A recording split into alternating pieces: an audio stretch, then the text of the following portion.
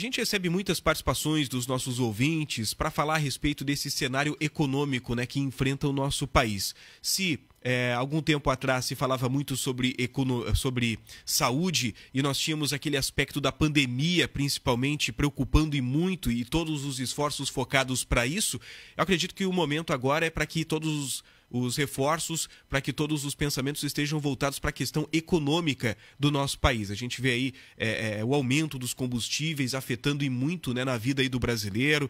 Tem a questão do gás também interferindo muito. E nós recebemos muitas participações dos nossos ouvintes trazendo comentários sobre isso. Quem entende e também quem não entende sobre economia. Cada um quer dar a sua parcela, a sua contribuição, a sua opinião sobre esse tema. E devido a tantas participações, a gente convidou um economista para participar do programa de hoje, alguém que tem uma experiência para explicar para a gente que momento é esse que nós estamos vivendo no nosso país. Oscar Frank, bom dia. Muito bom dia a todos os amigos da Rádio Acústica. Sempre uma alegria conversar com vocês. Muito obrigado pelo convite, pela oportunidade.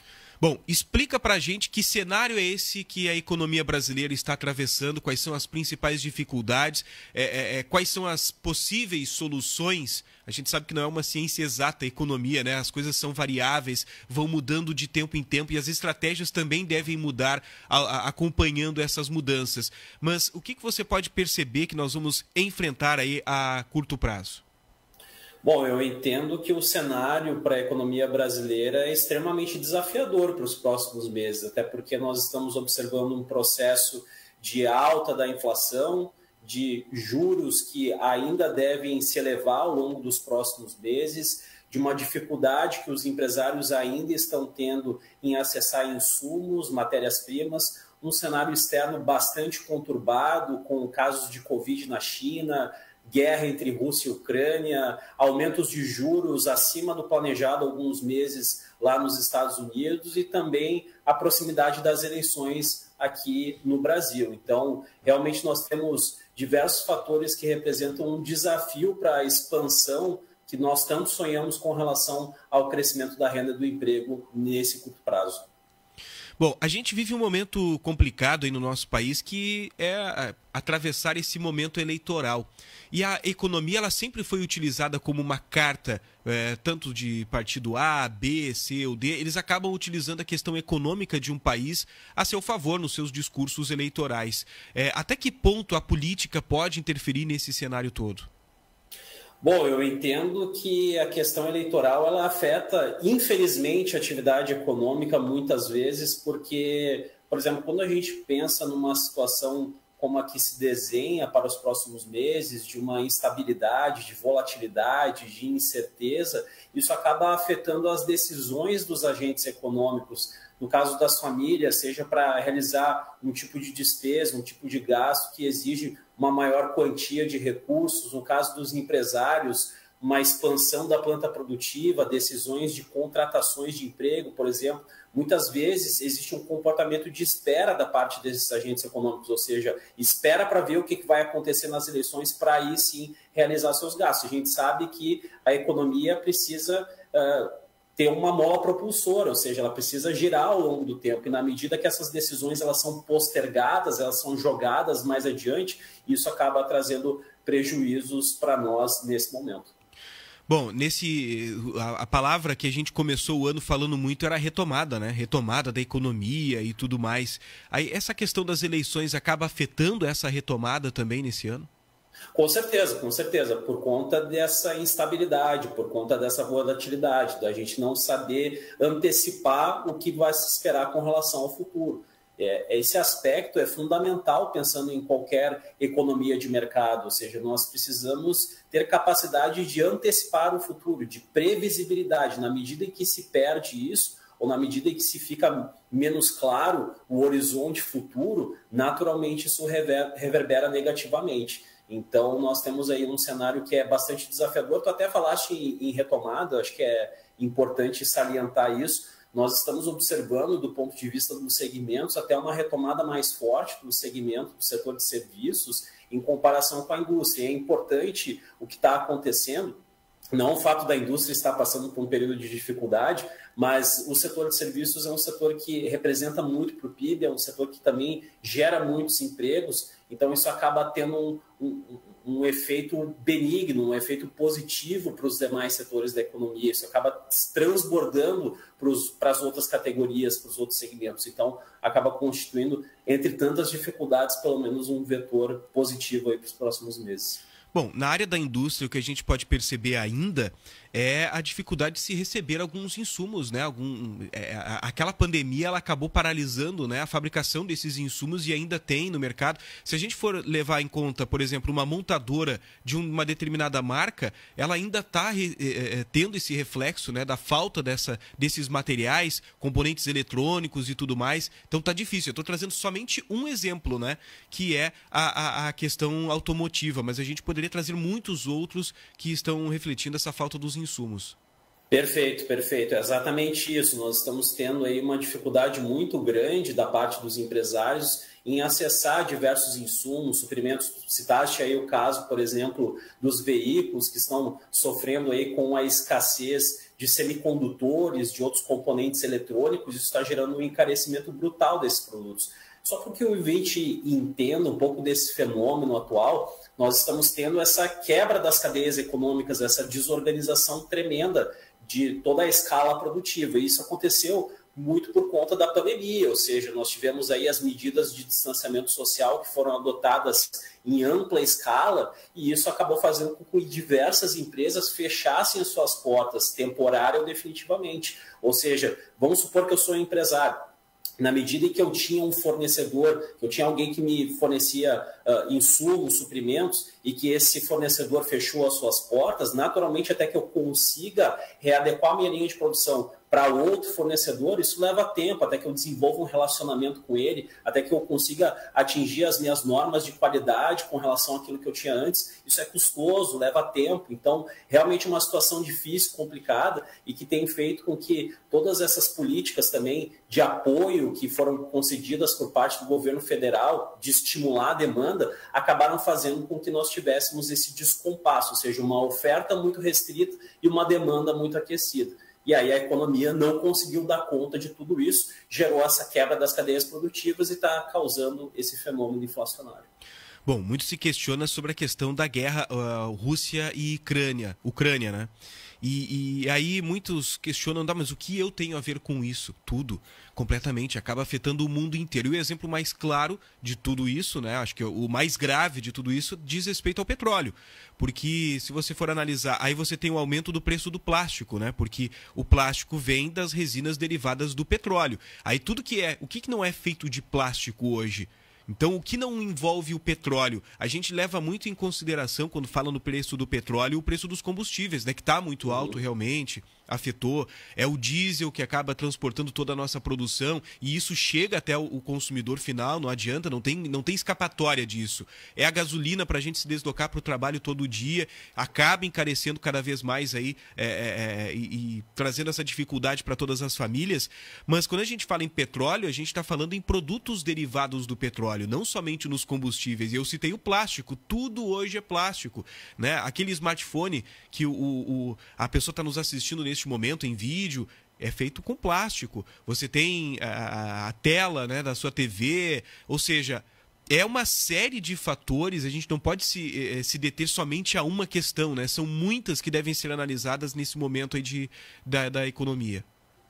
Exatamente. Então, respondendo de maneira objetiva a tua pergunta, eu diria que nós temos tudo a ver com essa guerra, com esse conflito ali no leste europeu.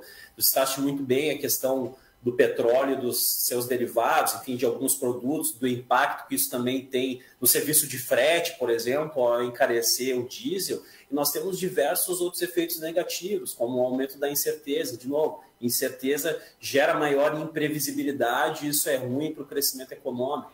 Nós temos também a situação de que esses dois países eles também são polos relevantes, importantes, de trigo e de milho. Então, isso também tem feito com que essas commodities estejam aumentando. Isso acaba chegando também para o consumidor final, que acaba pagando mais caro. Nós temos também o fato de que a Rússia, em especial, é um importante fornecedor de fertilizantes que são utilizados no campo. Somente para que se tenha uma ideia, o Brasil importou, de tudo que ele importou em termos de fertilizantes, de adubos, de defensivos, 21% veio da Rússia. Então, há uma quantidade bem expressiva, bem significativa, e então isso acaba tendo também um efeito que naturalmente é mais sentido aqui para nós no Rio Grande do Sul, porque a gente depende mais do campo do que a média de outros estados. Então, esses custos em elevação, em função dessa incerteza da guerra entre a Rússia e a Ucrânia, acabam fazendo com que nós tenhamos aí uma situação bem ruim, bem negativa do ponto de vista de preços e de inflação. Eu estou acompanhando aqui a participação dos nossos ouvintes que estão atentos, né, a esse nosso diálogo nesta manhã e estão pedindo aqui, pede para ele explicar por que o gás está tão caro. E realmente, né, também vai impactando na vida das famílias, né, esse alto preço aí do gás, valores que seriam destinados para outras finalidades. Tem família deixando de viajar, por exemplo, aí acaba afetando no turismo. Acaba deixando de viajar porque parte daquele valor acaba indo para o gás, acaba indo para o combustível da família e tudo mais. Para quem é leigo no assunto, por que o gás ele está tão caro? Bom, o gás ele tem aumentado em linha com esse recrudescimento, com esse aumento dos preços das commodities internacionais, ou seja, naturalmente essa guerra entre a Rússia e a Ucrânia fez com que nós tivéssemos aí, vamos dizer, a cereja do bolo. Então nós tivemos aí um aumento expressivo, sobretudo no mês de março, mas ao longo desses últimos meses, sobretudo desde 2020, o gás natural, o gás de botijão, de cozinha, também aumentou de maneira significativa por conta dessa bagunça na economia, ou seja, dessa disrupção, dessa quebra das cadeias econômicas. Então, uma oferta muito restrita e de uma demanda muito aquecida. Então, nós tivemos essa situação que vigorou até o final ali de 2021 e em 2022 nós tivemos esse fato novo que foi a guerra entre Rússia e Ucrânia. Lembrando, a Rússia é um importante produtor global de petróleo, de gás natural, e acaba balizando muitos preços. Ou seja, quando existe uma guerra, um conflito dessa monta, dessa magnitude, naturalmente os investidores eles ficam receosos sobre a capacidade do país em gerar produção, em gerar oferta adequada para se atender à demanda. E aí, naturalmente, os preços acabam aumentando. Até nós tivemos recentemente uma redução anunciada pela Petrobras do gás, em torno aí de 5%, mas ela foi insuficiente para devolver todo o aumento que aconteceu ali em março. Então, em março nós tivemos aí uma elevação de em torno de 16% e a redução anunciada foi em torno de 5%. E aí a Petrobras disse, olha, o preço do barril de petróleo acabou caindo um pouquinho, a taxa de câmbio também deu uma diminuída, que estava lá um pouco acima de R$5 e chegou a bater ali 4,60, 4,70, mas de fato, se a gente for considerar dentro de uma janela mais ampla, o gás de cozinha ainda está bem mais alto do que em comparação com nos últimos 2 anos. E analisando o cenário, infelizmente, enquanto a gente não resolver essa situação da guerra entre Rússia e Ucrânia, enquanto as coisas não voltarem à normalidade dentro das cadeias econômicas, é muito difícil imaginar que nós tenhamos aí uma redução significativa, uma redução expressiva para o consumidor final. Bom, para a gente finalizar esse nosso bate-papo, o ouvinte Jones faz uma pergunta aqui.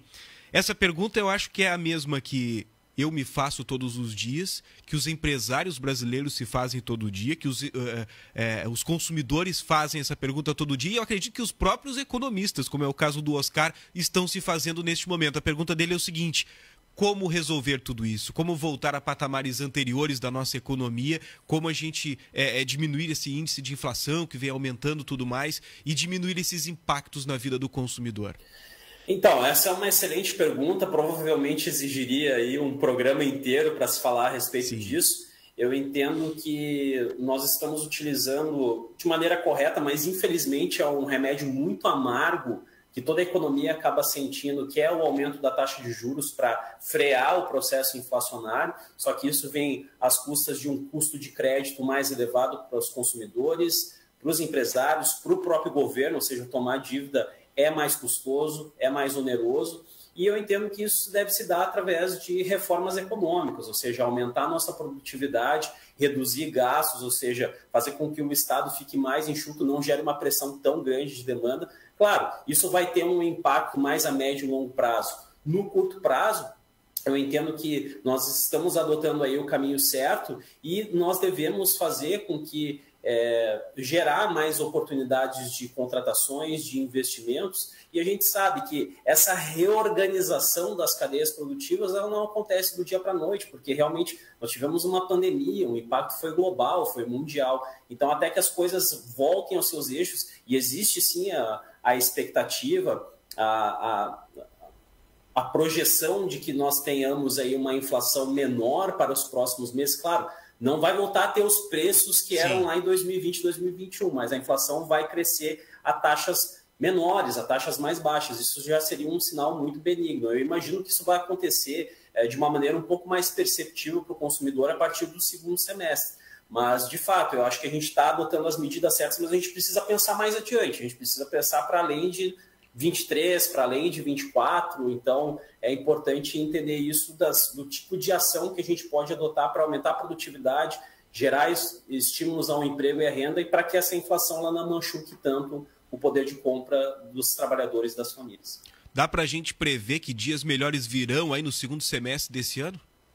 A gente sabe que o cenário ainda, por um lado, ele tem esses desafios, por exemplo, relacionados aí à questão das próprias eleições, de uma taxa de juros que vai estar aumentando lá fora, mas, por outro lado, a gente já imagina que possivelmente o conflito entre Rússia e Ucrânia vá arrefecer, que também nós tenhamos aí uma melhor organização das cadeias produtivas, então, aos poucos, isso deve começar a fazer com que nós tenhamos um cenário um pouco mais benigno. E para 2023, na medida que, de fato, a gente tenha uma inflação mais baixa, aí o Banco Central já pode reduzir um pouco os juros, isso já gera aí um estímulo para o crescimento, uma perspectiva melhor para o emprego, para a renda. Então, a situação é essa. No curto prazo, a gente fica muito sujeito a esses choques, a essas volatilidades. Mas são coisas que acontecem na economia, então a gente precisa se fortalecer, a gente precisa criar, então, barreiras, precisa criar amarras, precisa melhorar do ponto de vista institucional, gerar, então, reformas pró-crescimento, claro, sem desequilibrar a economia como um todo, justamente para nos fortalecer diante de momentos de adversidade.